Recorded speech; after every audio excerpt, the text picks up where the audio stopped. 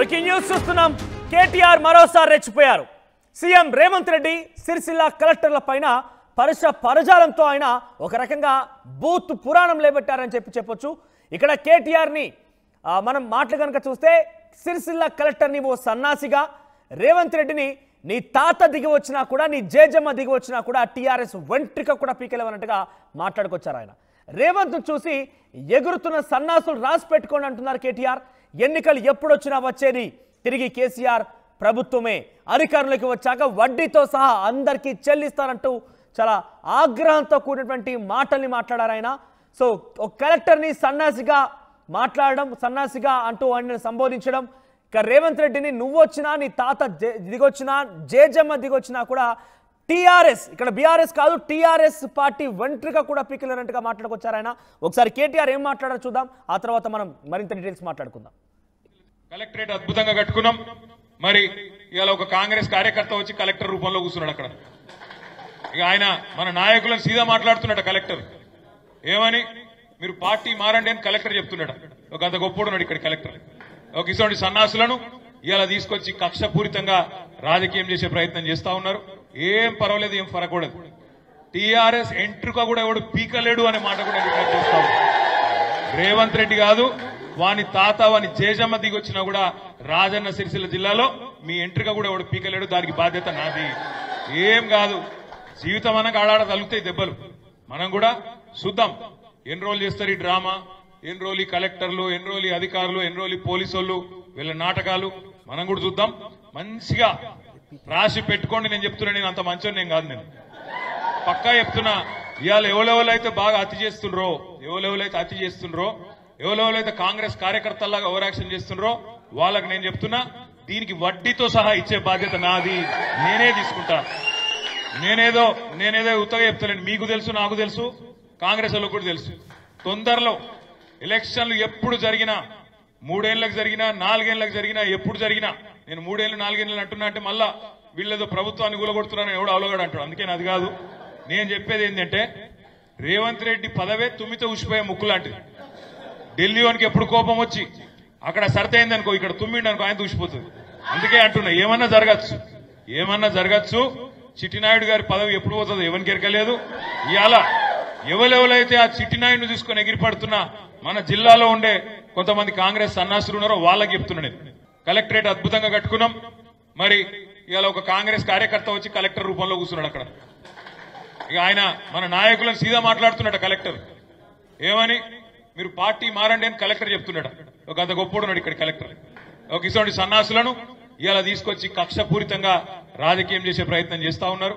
ఏం పర్వాలేదు, ఏం ఫరకూడదు. టీఆర్ఎస్ ఎంట్రుక కూడా ఎవడు పీకలేడు అనే మాట కూడా చూస్తా ఉన్నారు.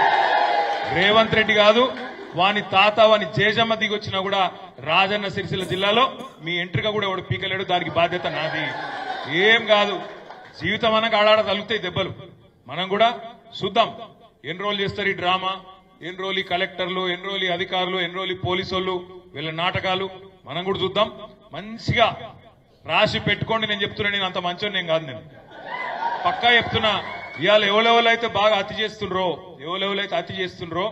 ఎవరెవరైతే కాంగ్రెస్ కార్యకర్తల్లాగా ఓవర్ యాక్షన్ చేస్తుండ్రో వాళ్ళకి నేను చెప్తున్నా, దీనికి వడ్డీతో సహా ఇచ్చే బాధ్యత నాది. నేనే తీసుకుంటా. నేనేదో ఉత్తగా చెప్తానండి. మీకు తెలుసు, నాకు తెలుసు, కాంగ్రెస్ వాళ్ళకు కూడా తెలుసు. తొందరలో ఎలక్షన్లు ఎప్పుడు జరిగినా, 3 ఏళ్లకు జరిగినా, 4 ఏళ్లకు జరిగినా, ఎప్పుడు జరిగినా, నేను 3 ఏళ్ళు 4 ఏళ్ళు అంటున్నా అంటే మళ్ళా వీళ్ళేదో ప్రభుత్వాన్ని కూలగొడుతున్నారని ఎవడు అవలోగాడు అంటాడు. అందుకని అది కాదు. నేను చెప్పేది ఏంటంటే, రేవంత్ రెడ్డి పదవే తుమ్మితో ఉసిపోయే ముక్కు లాంటిది. ఢిల్లీ వానికి ఎప్పుడు కోపం వచ్చి అక్కడ సరితైంది అనుకో, ఇక్కడ తుమ్మిండి అనుకో, ఆయన దూసిపోతుంది. రైట్, ఇది కేటీఆర్ మాట్లాడిన మాటలు. నిన్న సిరిసిల్ల పర్యటనలో భాగంగా ఆయన ఈ వ్యాఖ్యలు చేశారు. ఏకంగా సిరిసిల్ల కలెక్టర్గా ఉన్న వ్యక్తి కాంగ్రెస్ కార్యకర్తను మాట్లాడుతూనే వాడు సన్నాసి అంటూ కూడా మాట్లాడుకొచ్చారు. రేవంత్ నువ్వు వచ్చినా, నీ తాత దిగి వచ్చినా, జేజమ్మ వచ్చినా ఎవరు ఏం చేయలేరు, వెంట్రుకు కూడా పీకలేరు అంటూ మాట్లాడుకొచ్చారన్న. ఇక్కడ ఆయన బహుశా పొరపాటు పడ్డారా, ఆగ్రహంలో మాట్లాడారా, లేదంటే తిరిగి పార్టీని టీఆర్ఎస్ లో మార్చాలనే ఆలోచనలో ఉన్నారేమో. కానీ బీఆర్ఎస్ పార్టీని టీఆర్ఎస్ గా, గతంలో టీఆర్ఎస్ గా ఉన్న పార్టీని బీఆర్ఎస్ గా మార్చారు. ప్రస్తుతం బీఆర్ఎస్ పార్టీగా కొనసాగుతోంది. మరోసారి ఎందుకో టీఆర్ఎస్ అంటూ సంబోధించారు. టీఆర్ఎస్ పార్టీ వెంట్రిక కూడా పీకలేరంటగా మాట్లాడుకొచ్చారు ఆయన. ఎస్, మరిన్ని అప్డేట్స్ మా ప్రతినిధి మధు జాయిన్ అవుతున్నారు. మధు, సో కేటీఆర్ ఏకంగా కలెక్టర్ని ఓ సన్నాసి అంటూ సంబోధించే ఎలా చూడాలి? కలెక్టర్ని ఈ రకంగా మాట్లాడి డెఫినెట్గా ఆయనకున్న సమస్య ఏదైతే ఉందో ఫిర్యాదు చేయాల్సింది, అంటే నిజంగానే ప్రజల్లో తేల్చుకోవాల్సింది. కానీ కేటీఆర్ని ముఖ్యమంత్రి ఇద్దరిని కూడా పరజాలం ఉపయోగించి మాట్లాడే విషయం పైన ఆయన నిజంగానే ఇతంలో మనం చూస్తూనే ఉన్నాం. కలెక్టర్లపై దాడి జరుగుతున్నాయి, కలెక్టర్లపైన అడ్డుకుంటున్నారు, కలెక్టర్లని నిర్బంధిస్తున్నారు. ఈరోజు కేటీఆర్ కూడా కలెక్టర్ ఉద్దేశించి పరజాలం ఉపయోగించాడు అని అంటే ఎటువంటి చర్యలు తీసుకునే అవకాశం ఉంది? ప్రజెంట్ ఈ వ్యాఖ్యలపై ఎటువంటి చర్చ కొనసాగుతోంది? మొన్న జరిగినటువంటి ఎన్నికలలో సిరిసిల్లలో ప్రజలు కాంగ్రెస్ను చీకొట్టినా కూడా కావాలనే ఒక కలెక్టర్ని తీసుకొచ్చి పెట్టారు. ఆ కలెక్టరు ఒక అధికారిగా ప్రజలకు సేవ చేసేటువంటి ప్రభుత్వ అధికారిగా కాకుండా కాంగ్రెస్ కార్యకర్తలాగా వ్యవహరిస్తున్నారు అంటూ వార్నింగ్ ఇచ్చారు కేటీఆర్. నిన్న జరిగినటువంటి ఏదైతే నవంబర్ 29 దీక్షా దివస్ సందర్భంగా చేపట్టబోయేటువంటి సన్నాహక సమావేశం జరిగింది. నిన్న చాలా కార్యక్రమాల్లో కేటీఆర్ పాల్గొన్నారు. అందులో భాగంగా సిరిసిల్లలో కూడా పాల్గొంటూ ఆయన కలెక్టర్ పైన అక్కడ ఉన్నటువంటి కొద్దిమంది అధికారుల పైన ఆగ్రహం వ్యక్తం చేస్తూనే తీవ్రమైనటువంటి పదజాలాన్ని ఉపయోగించారు. ఒక రకంగా చెప్పాలంటే వార్నింగ్ ఇచ్చారు. నేను మీరు అనుకున్నంత మంచివాణ్ణి కాదు అంటూ కేటీఆర్ చాలా ఒక ఘాటైనటువంటి స్వరంతో చాలా వార్నింగ్ ఇచ్చేటువంటి ప్రయత్నం చేశారు. రేవంత్ రెడ్డి గతంలో చేసినటువంటి వ్యాఖ్యలను దృష్టిలో పెట్టుకొని ఇక్కడ బీఆర్ఎస్కు అనుకూలంగా ఓట్లేశారు. నేరెళ్ల ఘటన విషయంలో కూడా గతంలో అనేకంగా బీఆర్ఎస్ను తప్పుదోవ పట్టించే ప్రయత్నం చేశారు. బీఆర్ఎస్ మీద కావాలని అపాండాలు వేసే ప్రయత్నం చేశారు. కానీ మొన్న జరిగినటువంటి ఎన్నికల్లో నేరేళ్లలో కూడా బీఆర్ఎస్కే ఆధిక్యం వచ్చింది. ప్రజలు అక్కడ ఉన్నటువంటి వారు బీఆర్ఎస్ వెంటనే ఉంటారని చెప్పుకుంటూ అధికారులను ఉద్దేశిస్తూ మాట్లాడారు. ఇప్పుడు వచ్చినటువంటి కొత్త కలెక్టర్ని కాంగ్రెస్ తీసుకొచ్చి అక్కడ పెట్టింది. ఆయన బీఆర్ఎస్ పైన కక్షపూరితంగా వ్యవహరిస్తున్నారంటూ స్టేట్మెంట్ చేస్తూనే రేవంత్ రెడ్డికి కూడా వార్నింగ్ ఇచ్చారు. ఆయన పదవి తుమ్మితే ఊడిపోయేటువంటి ముక్కు లాంటిది. అక్కడ ఏఐసీసీ అధిష్టానంలో ఎవరికి ఆగ్రహం వచ్చినా ఈయన పదవి ఊడిపోయేటువంటి సిచ్యువేషన్ ఉంది. వడ్డీతో సహా చెల్లిస్తాము, మేము అధికారంలోకి వచ్చిన తర్వాత మా పైన వేధింపులు ఉంటే ఖచ్చితంగా మళ్ళీ ఎప్పుడు ఎన్నికలు జరిగినా బీఆర్ఎస్ అధికారంలోకి వస్తుంది రాష్ట్రంలో అంటూ స్టేట్మెంట్ ఇస్తూనే చాలా వార్నింగ్ ఇచ్చేటువంటి ప్రయత్నం చేశారు. ఒక రకంగా కొంచెం పరుష పదజాలాన్ని ఉపయోగించారు ఆయన మాట్లాడుతున్నటువంటి సందర్భంలో. ముఖ్యంగా ప్రజలు చీకొట్టినా సరే ఈ రకంగా స్టేట్మెంట్ చేస్తున్నారంటూ మాట్లాడారు. ఇప్పుడు రాజకీయాలు చాలా వేడెక్కుతూనే ఉన్నాయి.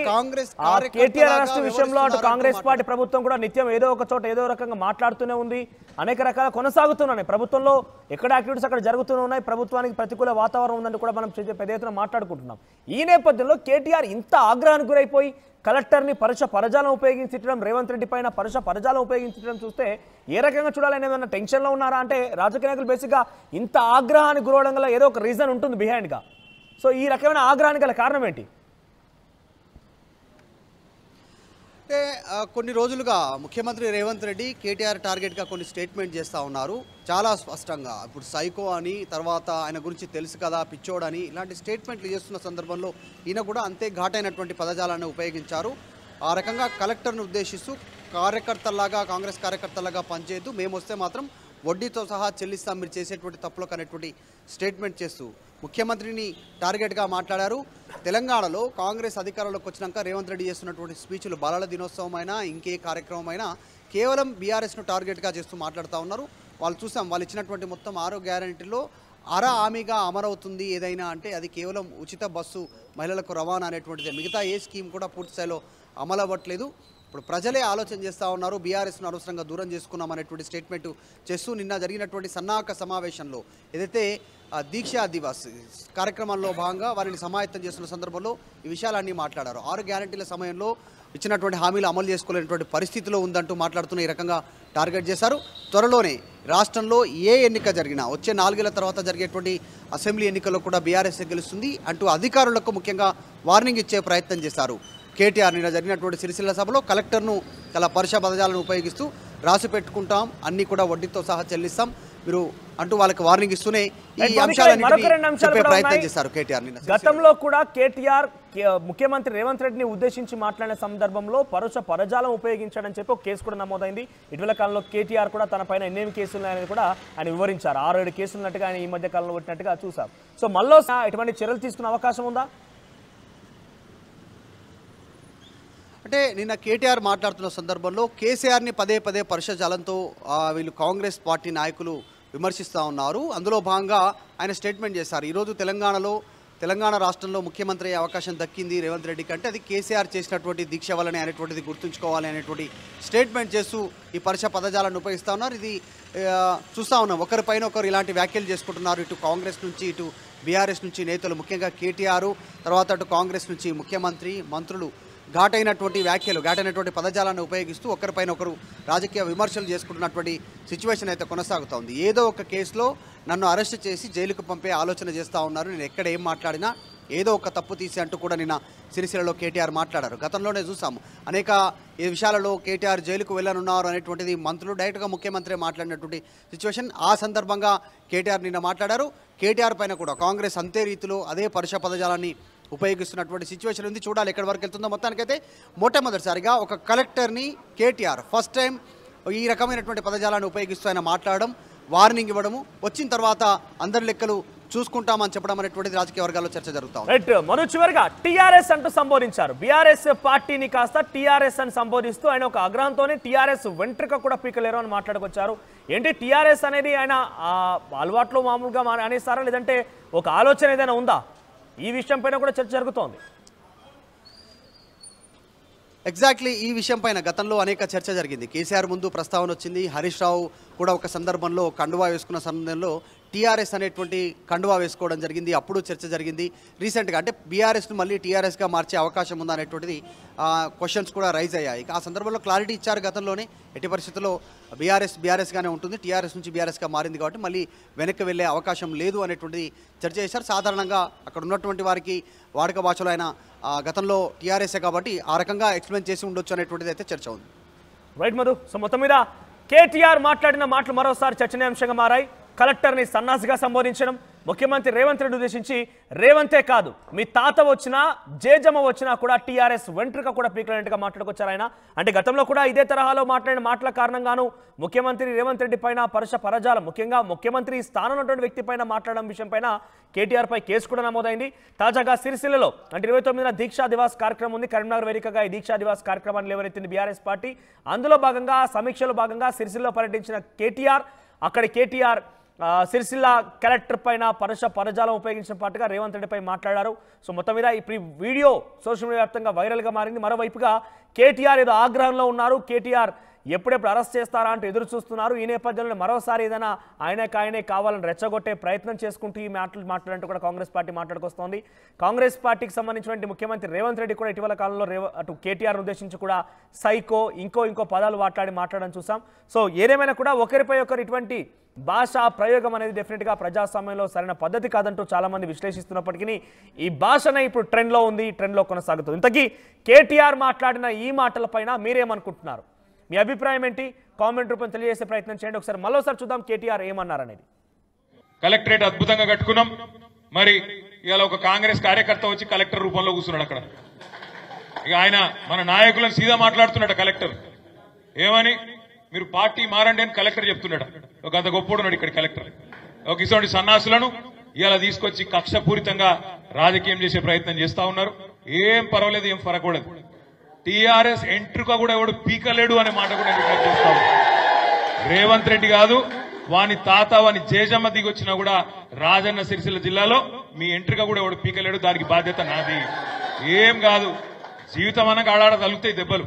మనం కూడా చూద్దాం ఎన్ని రోజులు చేస్తారు ఈ డ్రామా, ఎన్ని రోజులు ఈ కలెక్టర్లు, ఎన్ని రోజులు ఈ అధికారులు, ఎన్ని రోజులు ఈ పోలీసు వాళ్ళు, వీళ్ళ నాటకాలు మనం కూడా చూద్దాం. మంచిగా రాసి పెట్టుకోండి. నేను చెప్తున్నా, నేను అంత మంచోని నేను కాదు. నేను పక్కా చెప్తున్నా, ఇవాళ ఎవరెవరైతే బాగా అతి చేస్తుండ్రో ఆర్టీవీ యాప్ వార్తల్ని క్షణాల్లో చదివే అవకాశం ఉంటుంది. ఒక న్యూస్ పేపర్, ఒక టెలివిజన్ ఛానల్ మీ చేతుల్లో ఎప్పుడూ ఉంటాయి.